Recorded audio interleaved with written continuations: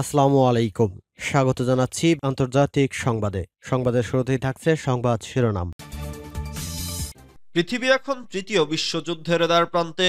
একের পর এক বিশ্বের বিভিন্ন অঞ্চলে যুদ্ধ শুরু হয়ে যাচ্ছে, তবে পুরনো যুদ্ধগুলো থেমে যাওয়ার কোনো নামগন্ধ নেই। দর্শক, আমাদের হাতে এসেছে সর্বশেষ ভয়ঙ্কর সব আপডেট আন্তর্জাতিক সংবাদ। প্রথমেই জানিয়ে দিব সংবাদ শিরোনাম। সিরিয়ার যুদ্ধ থেকে দূরে থাকুন। এরপর জানিয়ে দিব মেয়াদ শেষ না হওয়া পর্যন্ত প্রেসিডেন্ট থাকার ঘোষণা ম্যাক্রোর। এদিকে কেন তাসের ঘরের মতো ভেঙে পড়ছে বাংলাদেশ ও ভারতের বন্ধুত্ব। এরপর জানিয়ে দিব বিপাকে আসাদ সরকার, এবার হামাদখল বিদ্রোহীদের। আরো জানিয়ে দিব দক্ষিণ চীন সাগরে বিরোধপূর্ণ অঞ্চলে 3 দেশের সামুদ্রিক মহড়া।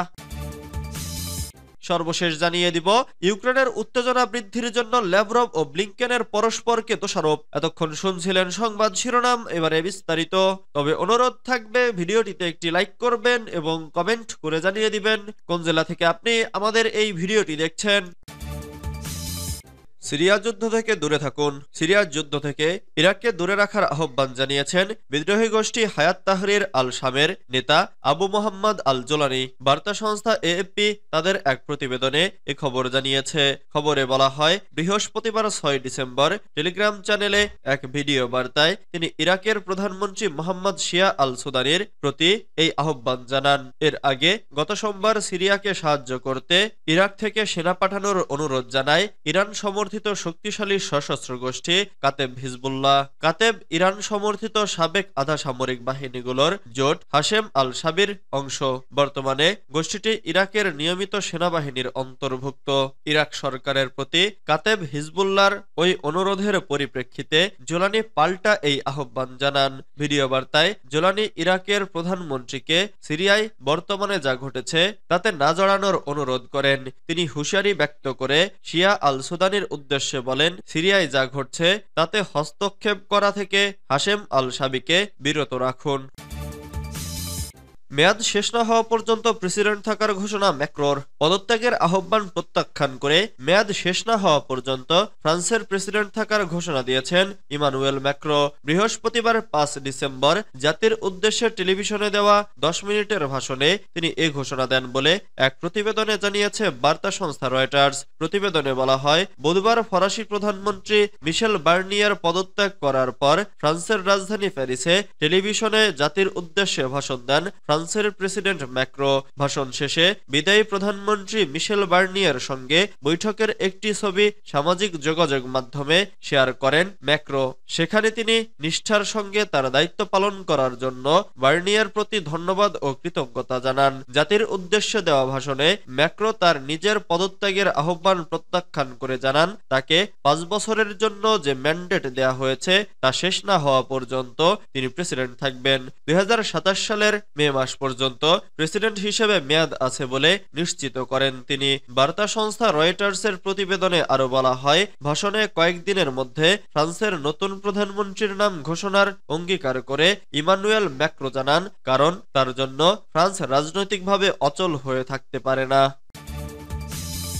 কেন তাসের ঘরের মতো ভেঙে পড়েছে বাংলাদেশ ও ভারতের বন্ধুত্ব। বাংলাদেশ ও ভারতের ঐতিহাসিক বন্ধুত্বপূর্ণ সম্পর্ক কার্যত ভেঙে পড়ার অবস্থায় পৌঁছেছে। গত আগস্ট মাসে শিক্ষার্থী জনতার অভ্যুত্থানের মুখে টিকতে না পেরে বাংলাদেশের সাবেক প্রধানমন্ত্রী শেখ হাসিনার ভারতে পলায়নের পর থেকেই হিমশীতল পর্যায়ে পৌঁছেছিল দক্ষিণ এশিয়ার দুই প্রতিবেশী মধ্যকার বন্ধুত্বপূর্ণ সম্পর্ক। তবে গত কয়েক সপ্তাহের ঘটনা প্রবাহের দিকে নজর বুলিয়ে দেখলে সহজেই অনুমেয় যে হিমশীতল অবস্থা থেকে চরম তিক্ত অবস্থার দিকে যাচ্ছে দুদেশের সম্পর্ক। এই অবস্থার শুরু বাংলাদেশের সম্মিলিত সনাতন জাগরণের মঞ্চের মুখপাত্র চিন্ময় কৃষ্ণ দাসের গ্রেফতারের পর। একটি রাষ্ট্রদ্রোহ মামলার আসামি হিসেবে গত 25 নভেম্বর গ্রেফতার হন চিন্ময় কৃষ্ণ দাস। এদিকে চিন্ময় কৃষ্ণ দাসের মুক্তির দাবিতে বাংলাদেশের সীমান্ত সংলগ্ন দুই ভারতীয় রাজ্য পশ্চিমবঙ্গ ও ত্রিপুরায় আন্দোলন শুরু করে বিজেপি এবং তার অন্যান্য মিত্র হিন্দুত্ববাদী সংগঠন। সেই ধারাবাহিকতায় সোমবার ত্রিপুরার রাজধানী আগরতলায় বাংলাদেশের হাইকমিশন কার্যালয়ে ভাঙচুর চালিয়েছে হিন্দু সংঘর্ষ জোট নামের একটি সংস্থার শতাধিক কর্মী সমর্থক। বিপাকে আসাদ সরকার। এবার হামা দখল বিদ্রোহীদের। সিরিয়ার দ্বিতীয় বৃহত্তম শহর আলেপ্পো দখলের পর এবার সিরিয়ার আরেক গুরুত্বপূর্ণ শহর হামা নিয়ন্ত্রণে নিয়েছে বিদ্রোহীরা। বৃহস্পতিবার কাতার ভিত্তিক সংবাদ মাধ্যম আল জাজিরার অনলাইন প্রতিবেদনে এই তথ্য জানানো হয়েছে।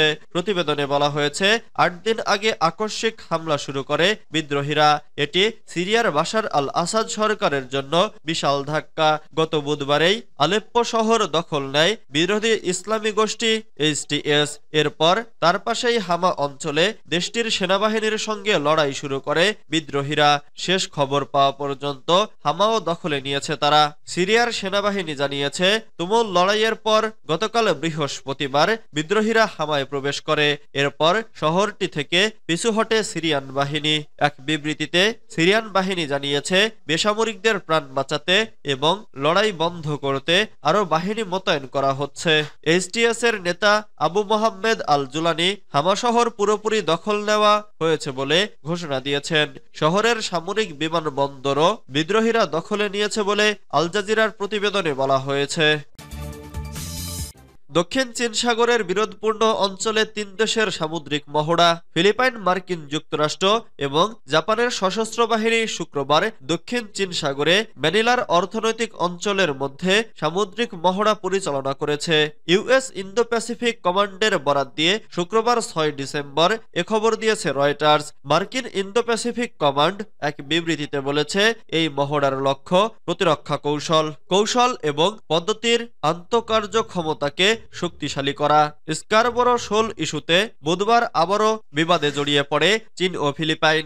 এ নিয়ে বৃহস্পতিবার চীনের বিরুদ্ধে কূটনৈতিক প্রতিবাদ জানায় ফিলিপাইনের পররাষ্ট্র মন্ত্রণালয়। এর একদিন পর আজ শুক্রবার বিরোধপূর্ণ অঞ্চলে এ মহড়ার খবর জানা গেল।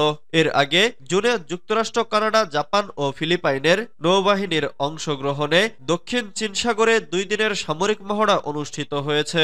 এছাড়া এর আগে এপ্রিলে জাপান, অস্ট্রেলিয়া ও যুক্তরাষ্ট্রের সঙ্গে যৌথ নৌমহড়ায় অংশ নেয় ফিলিপাইন। স্করবোরো শোল ইস্যুতে চীন ও ফিলিপাইনের বিরোধ নতুন নয়। শুধু চলতি বছর বেইজিং এর বিরুদ্ধে ৬০তম বার কূটনৈতিক প্রতিবাদ জানিয়েছে ম্যানিলা। আর দেশটির পররাষ্ট্র মন্ত্রণালয়ের নথি অনুসারে ২০২২ সালে প্রেসিডেন্ট ফার্ডিনান্ড মার্কোস জুনিয়র দায়িত্ব নেওয়ার পর এটি ছিল ১৯৩তম। ইউক্রেনের উত্তেজনা বৃদ্ধির জন্য ল্যাভরভ ও ব্লিংকেনের পরস্পরকে দোষারোপ। বৃহস্পতিবার ইউক্রেনের পররাষ্ট্রমন্ত্রী রাশিয়ার শীর্ষ কূটনৈতিক সের্গেই ল্যাভরভকে যুদ্ধাপরাধী বলে অভিহিত করেন। তারা উভয়েই মাল্টায় একটি আন্তর্জাতিক শীর্ষ সম্মেলনে অংশ নিয়েছিলেন। ২০২২ সালের আগ্রাসনের পর ইইউ সদস্য রাষ্ট্রে ল্যাভরভের এটাই প্রথম সফর। Organization for security and cooperation in ইউরোপের একটি বিশাল টেবিল বৈঠকে 2 পররাষ্ট্রমন্ত্রী যখন বসেছিলেন তখন ইউক্রেনের রাষ্ট্রদূত আন্দ্রি শিবিগা মস্কোকে আমাদের সাধারণ নিরাপত্তার জন্য সবচেয়ে বড় হুমকি বলে অভিযুক্ত করেন। যুক্তরাষ্ট্রের পররাষ্ট্রমন্ত্রী অ্যান্টনি ব্লিংকেনও আলোচনার জন্য ভালেটার নিকটবর্তী তালিকাতে ছিলেন। তবে কর্মকর্তারা বলেন ল্যাভরভের সাথে তার সাক্ষাতের কোনো পরিকল্পনা নেই। ৫৭ সদস্যের এই সংস্থার মন্ত্রীদের শিবিগা বলেন রাশিয়া অংশীদার নয়, তারা আমাদের অভিন্ন নিরাপত্তার জন্য সর্ববৃহৎ হুমকি।